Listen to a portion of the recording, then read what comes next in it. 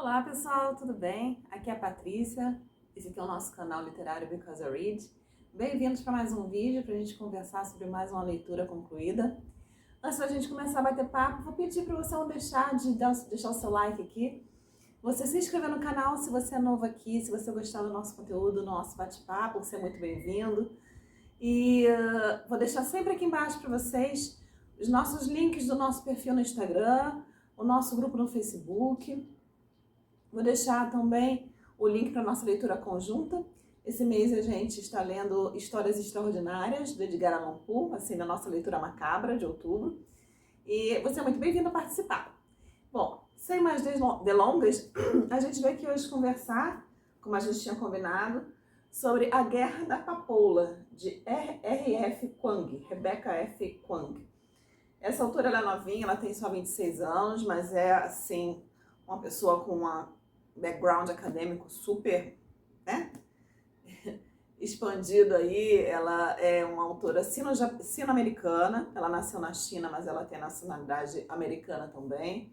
E ela tem mestrado, doutorado, tudo nessa área de filosofia chinesa, estudos chineses, literatura chinesa, e ela é especializada nessa área. Além de escritora, ela é tradutora de mandarim, né? E ela está se especializando nessa área aí de China, de Ásia, em todos os sentidos, assim, cultura, história, literatura.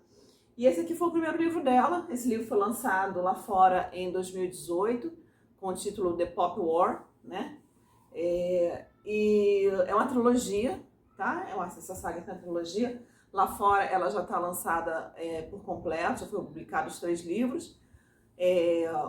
Aqui no Brasil esse livro aqui foi lançado só agora, provavelmente por causa da pandemia, né, que atrasou muitos lançamentos aqui no Brasil. E ele só foi lançado agora pela editora Intrínseca, agora em junho, se eu não me engano.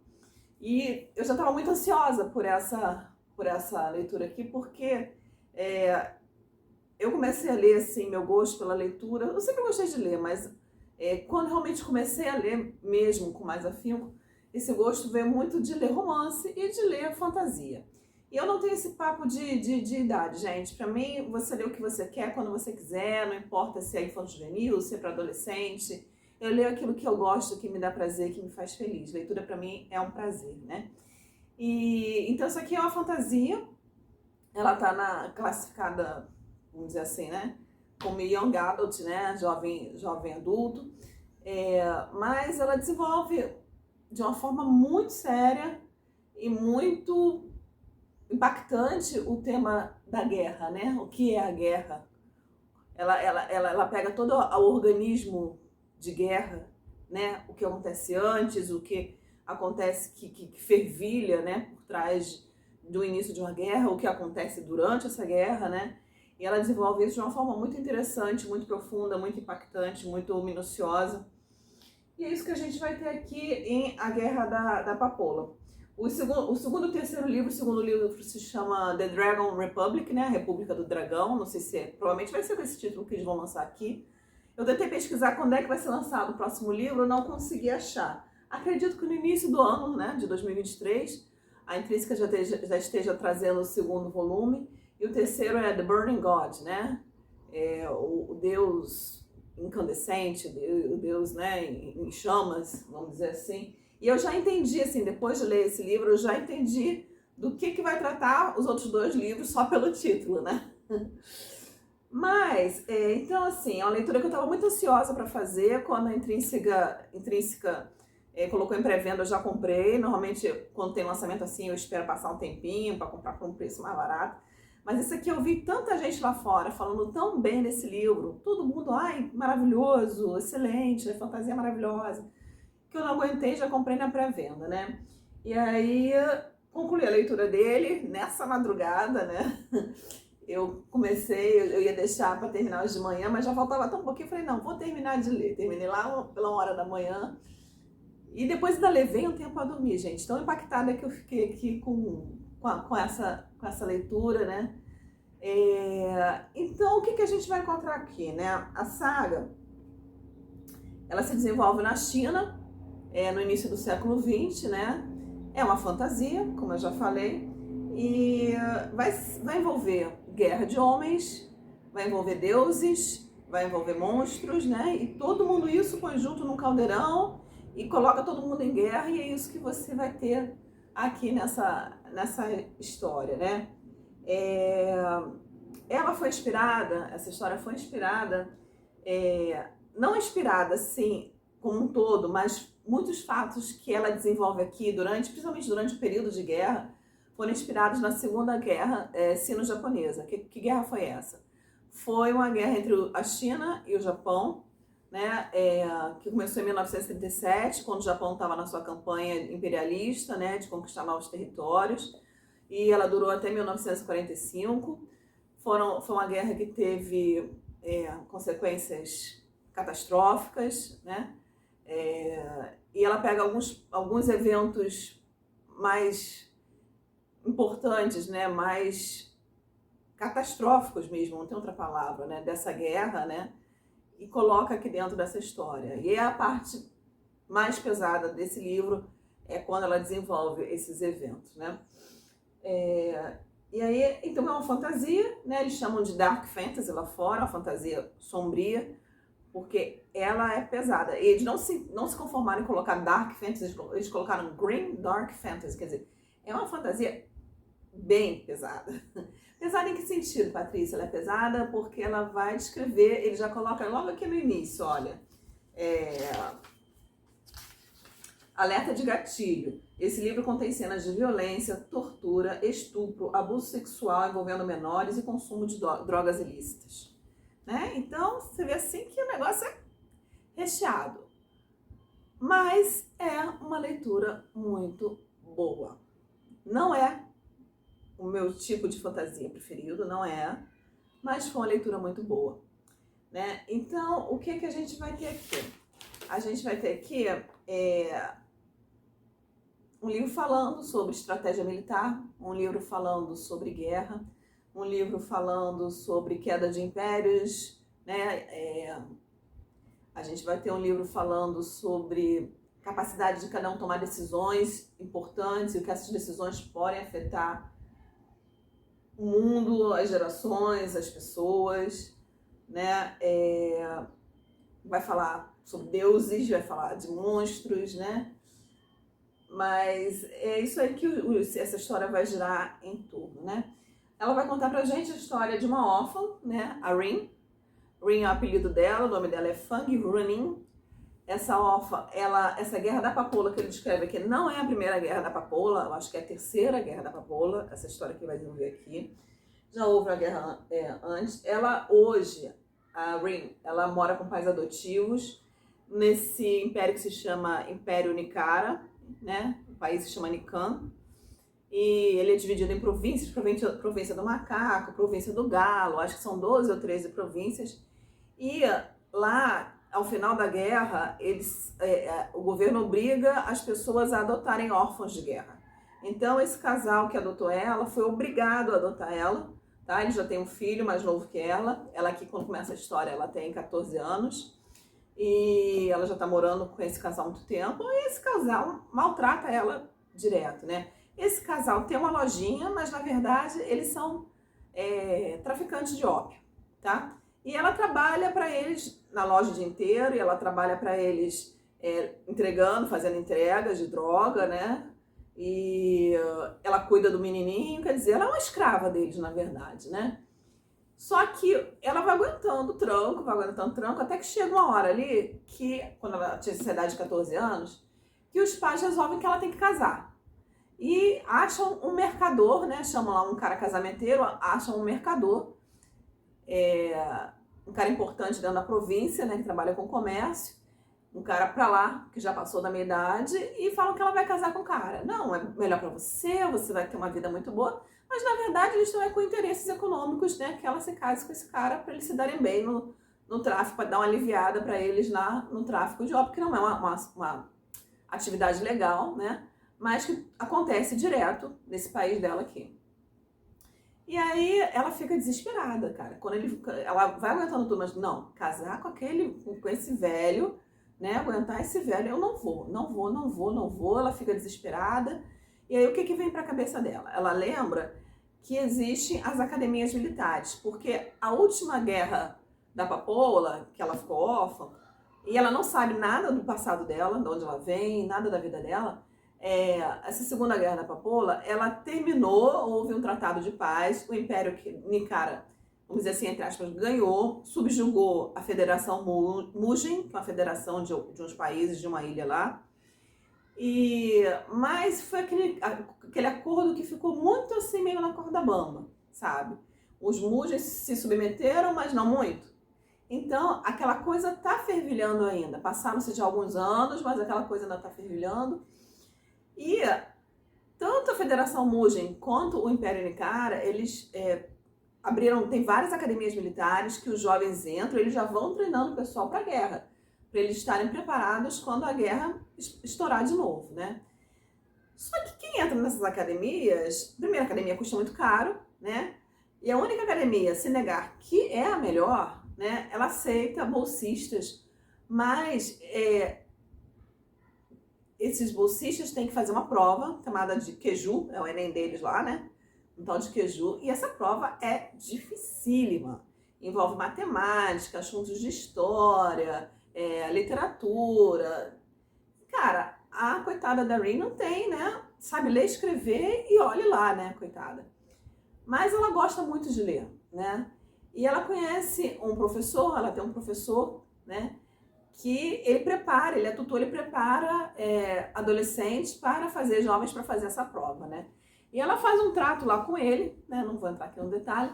Ela faz um trato com ele, dele ensinar ela, dele preparar ela. Ela fala, não, tem condição, você não tem como comprar os livros, tudo é muito caro. Não, você vai me emprestando. Então, cara, aqui já começa, é um assunto que o livro trata, né? Da obsessão do ser humano em atingir um objetivo, não importa o sacrifício que custa ele para atingir esse objetivo. Tudo isso levado, óbvio, né, pelo desespero. Mas não só na situação da Rin aqui, mas em outras situações que ela vai viver no futuro, você vai ver ela também agindo de forma assim, obcecada, né, para atingir esse objetivo. Vai ver outras pessoas também agindo de forma obcecada para atingir esses objetivos, né? E quando eu falo obcecada aqui, não é um termo assim ruim, pejorativo, mas é que a pessoa, o objetivo dela é aquele e ela vai fazer o que ela tiver que fazer para atingir aquele objetivo, né? Um spoilerzinho que eu vou dar aqui pequenininho. Ela, né, pegava os livros emprestados, ela não podia ficar com os livros, o que ela fazia? Ela decorava os livros, decorava os poemas, decorava tudo que ela tinha que decorar, assim, pegava o livro de cabo rápido e decorava o livro. E ela fazia isso no tempo de folga dela, que era inexistente, né? Ela tinha 6 horas para dormir, daí em diante ela estava trabalhando, ou tomando conta do guri lá do casal, ou trabalhando na loja, ou entregando droga, então ela faz isso. Aí ela começava a cair em cima do livro, ela se queimava, para que a dor não deixasse ela dormir, para ela poder estudar.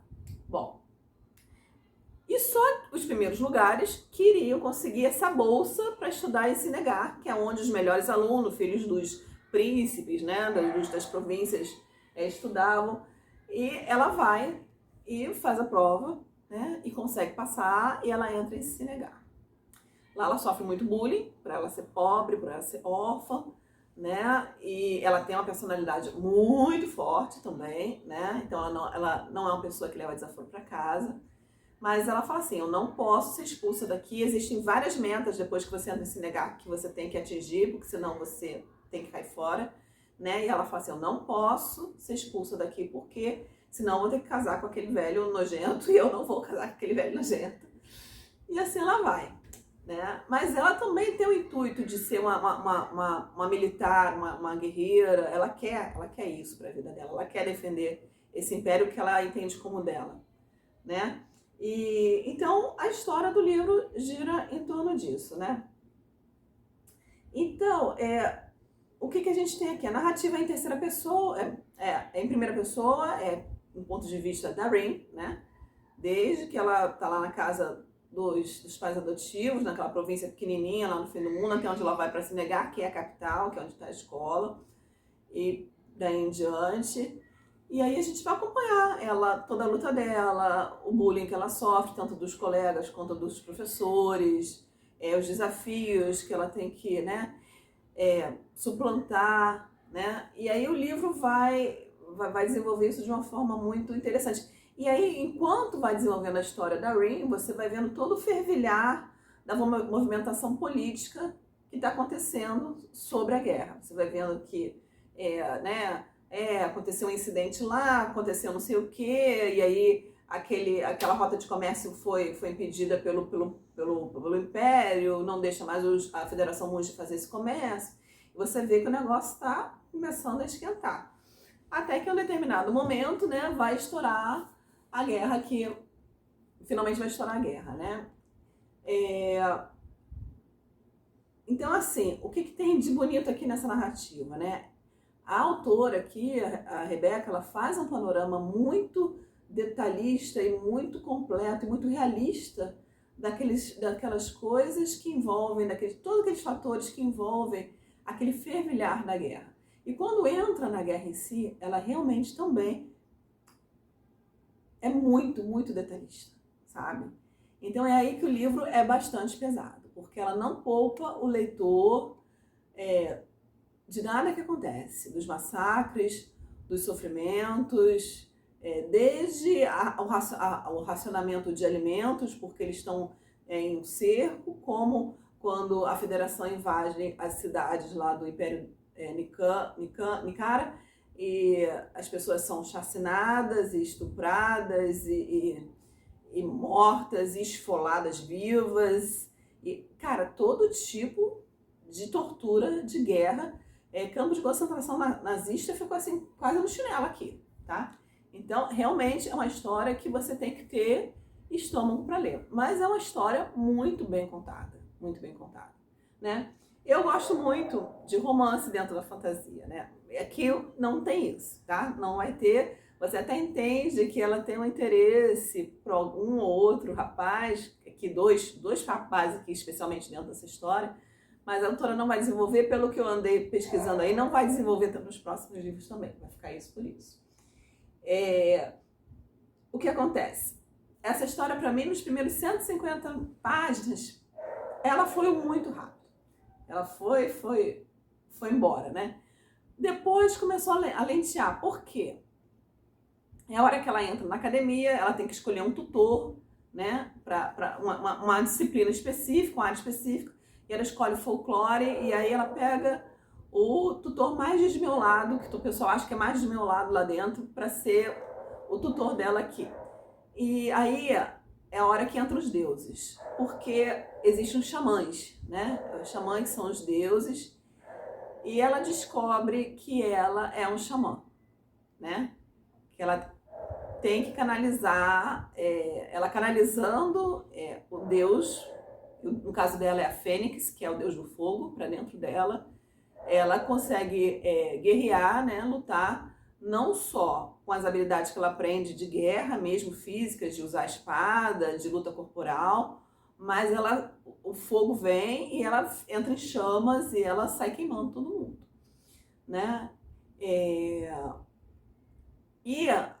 a cultura aqui nesse país, nesse momento, ela está muito dividida, porque o povo, na maioria, não acredita mais em xamãs, não acredita em deuses, ou pelo menos não acredita que os deuses sejam capazes de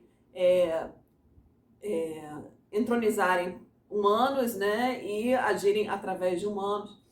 Mas ela descobre que sim, que consegue, né?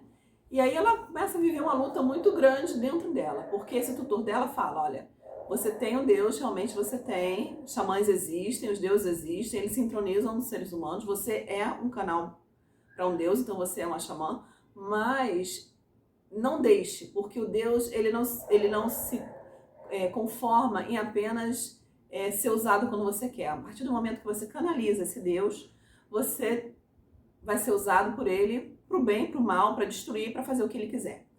E os deuses, na sua maioria, não têm bons intentos. É o que o tutor fala para ela. E ela fica muito dividida, porque ela vê que a guerra está para começar, está começando, e ela quer poder usar dessa capacidade dela como guerreira, né? Mas, ao mesmo tempo, ela está com medo pelo que o tutor falou para ela, né? E ela fica assim nessa balança, né? E, parte importante, como é que se canaliza esse Deus? Através de drogas. O tutor dela tem vamos dizer assim, uma plantação de drogas, né? E que podem ser usadas, no caso dela, ele tem uma específica lá, e ele ensina ela a meditar. Essa parte do livro é mais lenta, né? Quando o tutor está ensinando ela a meditar, quando eles têm altas conversas filosóficas, e né, ele explicando para ela como é que funciona o xamã, como é que funciona esse panteão de deuses, né? E como é que ela canaliza isso? Ela canaliza isso, ela ingere drogas para quê? Porque a pessoa, quando ingere as drogas, ela sai da realidade que ela está vivendo e ela abre as portas na mente dela para a crença, para a fé, para acreditar, né, para o caminho que leva a esse panteão, que é o, vamos dizer assim, o Olimpo desses deuses aqui, né? E aí ela invoca a deusa dela e permite que a deusa dela a use como canal. Só que a Rin, aqui durante esse livro, vai ter poucas situações em que ela vai canalizar a deusa, e são situações que ela vai fazer isso inadvertidamente, porque ela não sabe como canalizar essa deusa, apesar dela ter uma ou duas vezes ingerido a droga, não foi uma coisa fácil para ela canalizar essa deusa. Ela vai, quando isso acontece aqui, ela inadvertidamente, ela não faz de propósito, e ela não sabe se livrar, porque aí a própria deusa começa a consumir ela começa a ter uma febre terrível que pode até destruir ela mesma. Ela precisa de ajuda de pessoas de fora para poder voltar ao normal dela, né? Então, assim, ela morre de medo disso, né? Mas é uma coisa que vai, né? O que acontece?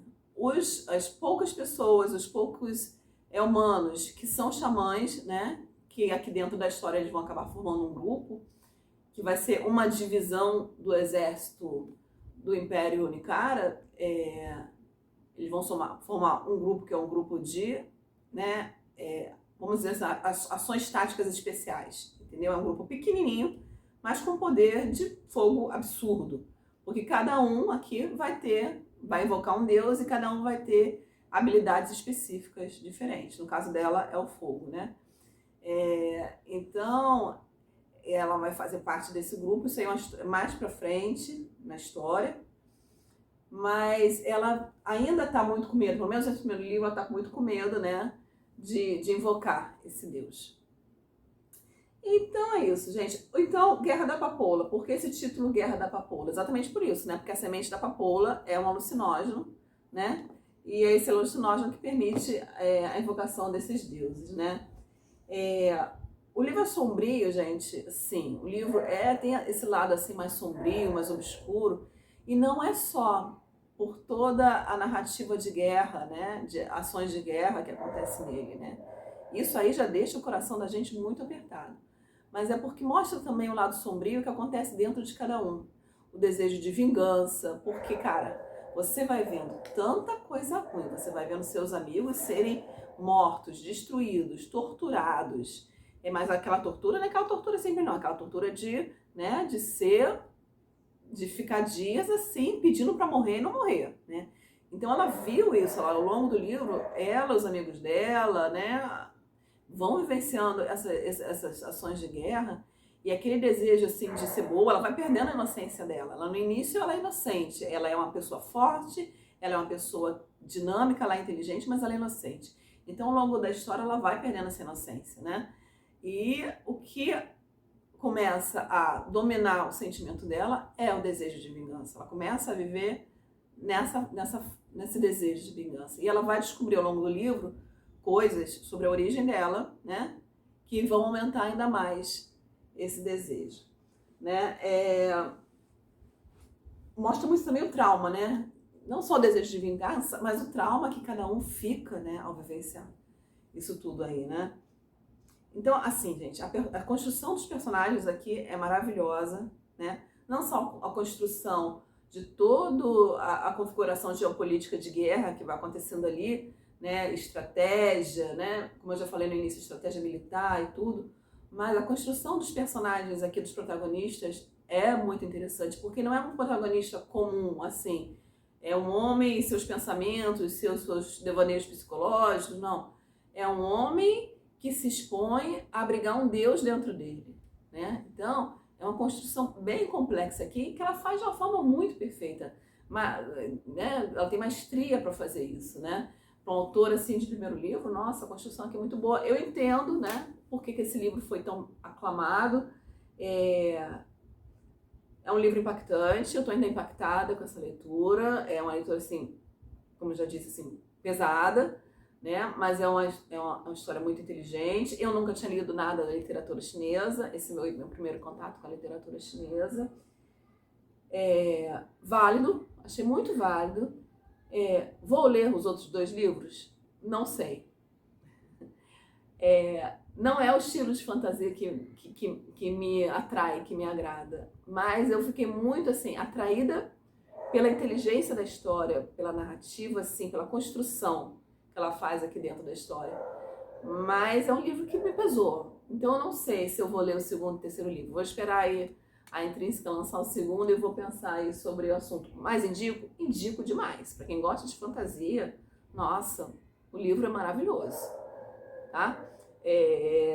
Então é isso. O que mais que a gente pode falar aqui? Não vou falar mais nada porque senão eu vou acabar dando spoiler para vocês, entendeu? Então é isso. É uma leitura muito boa, é uma leitura válida para quem gosta de fantasia. É uma leitura baseada em fatos que realmente aconteceram, em fatos históricos reais. E a fantasia que mistura a realidade, né? E muito bem construída. É isso, pessoal. Eu vou deixar aqui embaixo o link da Amazon, quem quiser dar uma olhadinha. Pedir mais uma vez para vocês não deixarem de deixar o seu like, o seu curtir, se inscrever aqui no canal para acompanhar nossas resenhas. E espero ver vocês numa próxima situação. Obrigada, beijo, tchau, tchau.